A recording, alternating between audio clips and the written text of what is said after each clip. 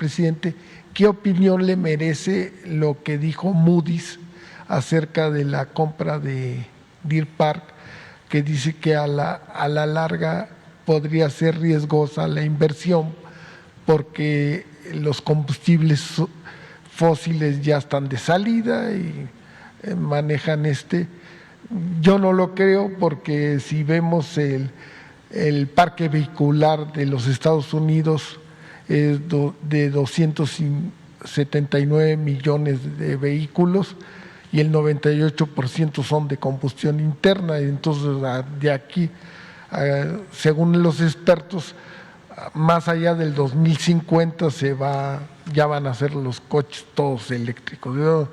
Eso sí bien nos va, ¿no? Entonces, ¿qué opinión le merecería? Porque dice que si se emiten bonos, los inversionistas no los van a comprar, que porque ya va de salida esto.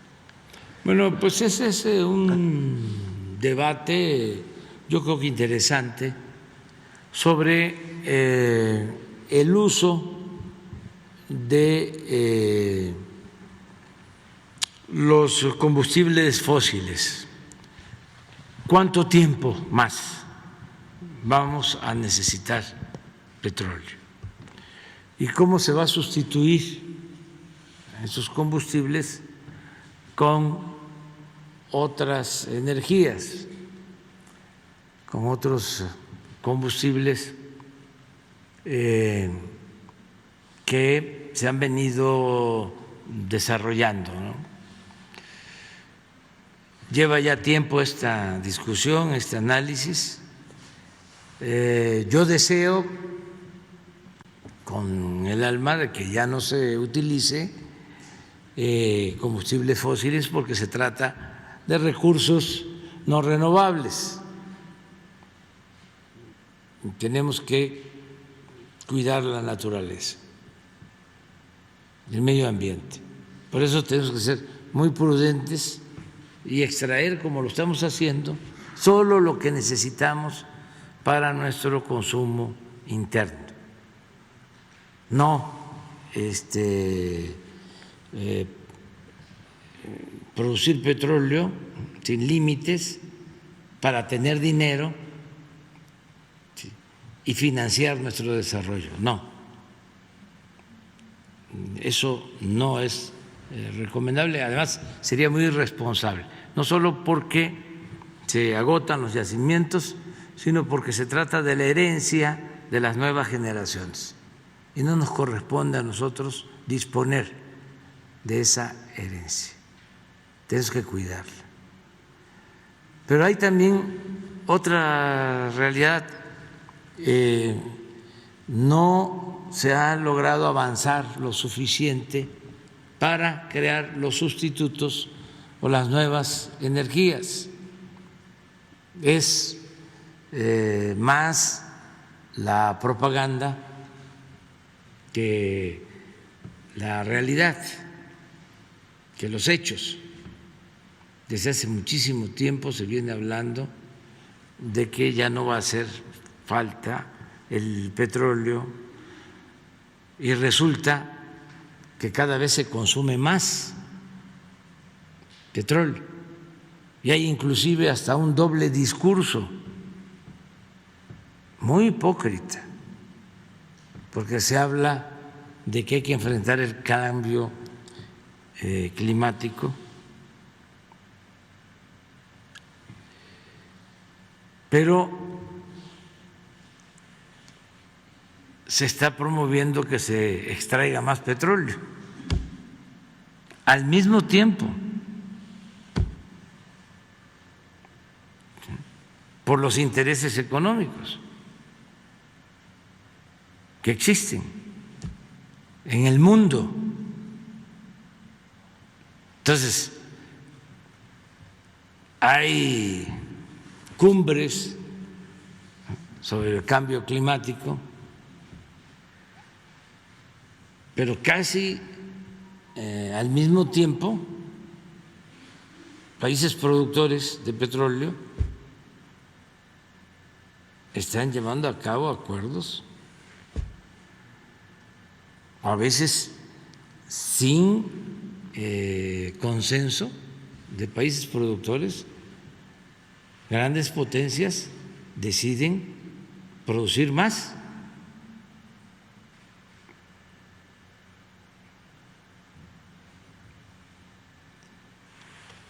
Y bueno, ¿qué está pasando?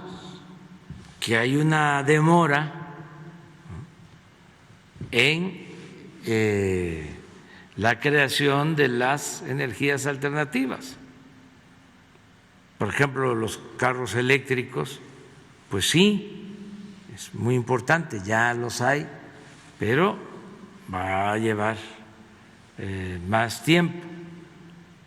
La automatización, lo mismo. Los carros que no requieren conductor, todavía falta resolver problemas de circulación en las ciudades, en Estados Unidos, donde ya los hay. Y va a llevar tiempo. Es lo mismo de la robótica.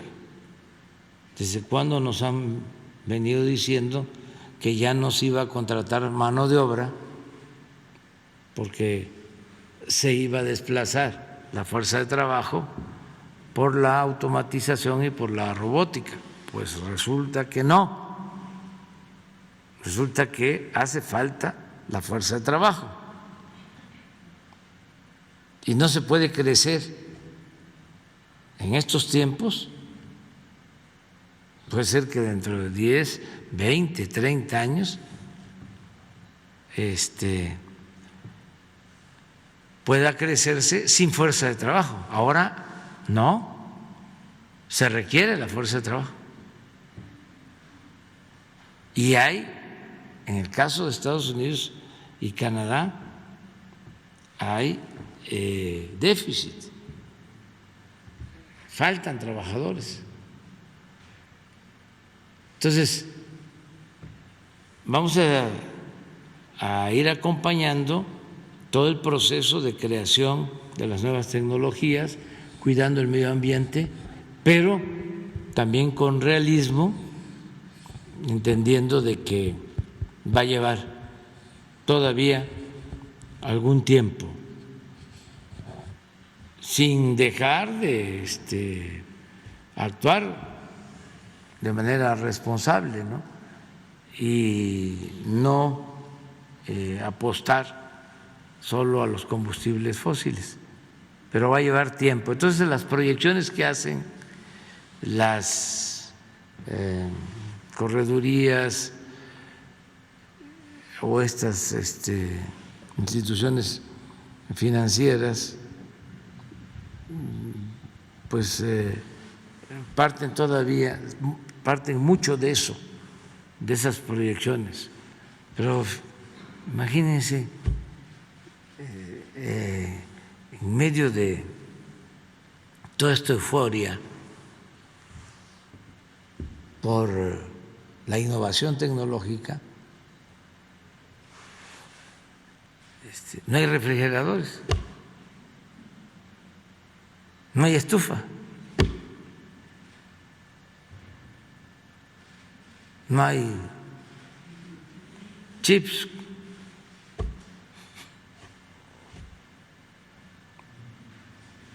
o sea, que son cuestiones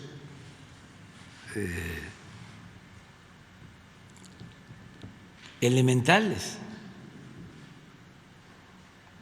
Entonces hay que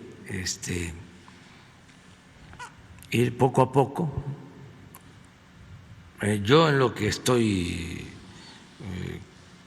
muy seguro y contento, satisfecho, yo creo que lo que ha significado una revolución en la ciencia en los últimos tiempos fue el tener una vacuna a tiempo, una vacuna para enfrentar lo del COVID. Yo creo que eso de los últimos tiempos, más que los carros eléctricos, más que los viajes al espacio, ¿no?, para particulares, lo de la vacuna. Eso salvó millones de vidas. Eso fue una cosa extraordinaria, que un año se contara con una vacuna. ¿Sí? Ya hemos hablado de vacunas para epidemias como viruela, que llevaron 3 siglos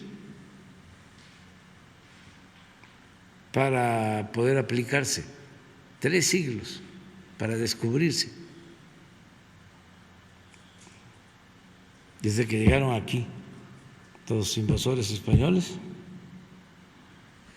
hasta principios del siglo XIX. Por eso, de 14 millones de habitantes que se calcula había en lo que hoy es México, territorio mesoamericano, en la independencia apenas habían 7 millones. En 3 siglos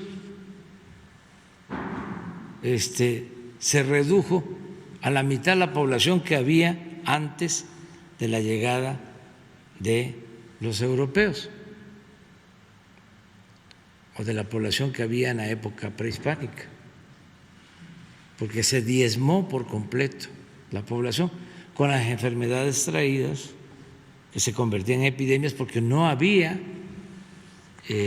tratamiento. Los curanderos tradicionales no sabían cómo enfrentarlas y se convertían en grandes epidemias, y tuvo que pasar muchísimo tiempo. Por eso, cuando hablan de civilización, y si pensamos que el centro de la civilización es el ser humano,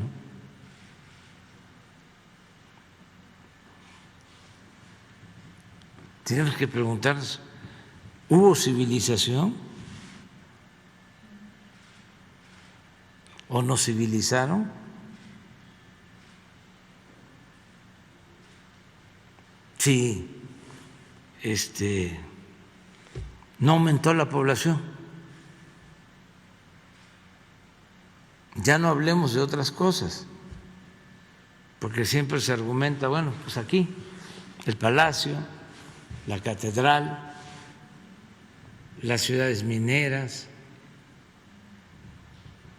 la universidad, la imprenta, pues sí, y la población.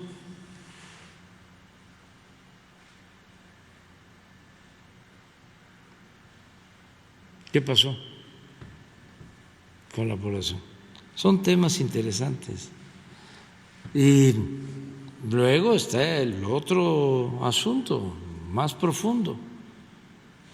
¿Por qué pensar, sí, que México comenzó a la llegada de los europeos? Si eso apenas significó 500 años y México se fundó pues de 5 a 10 mil millones de años antes de la era cristiana, o hay vestigios.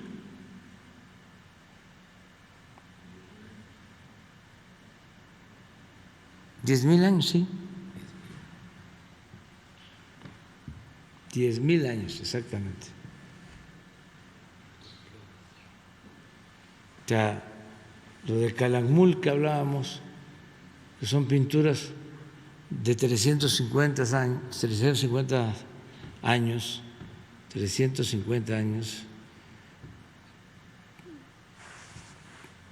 antes de Cristo.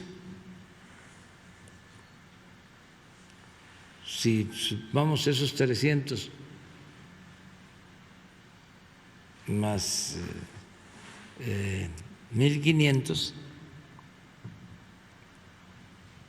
pues son 1.800 años antes de que llegaran los españoles. Entonces nosotros somos herederos de grandes civilizaciones, de grandes culturas.